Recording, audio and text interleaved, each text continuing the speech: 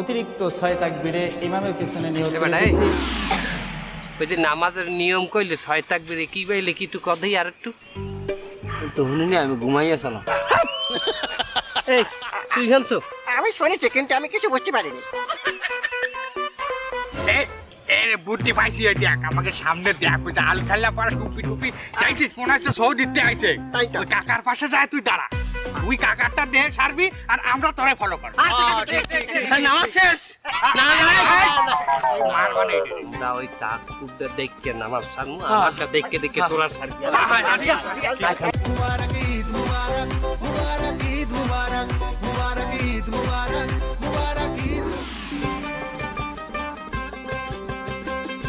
মানে ওই যে ইমাম সাহেব বললো 6 তাকবীর এসে নামাজ পড়তে হবে তো ওই কোন তাকবীরে যেন কি করতে হবে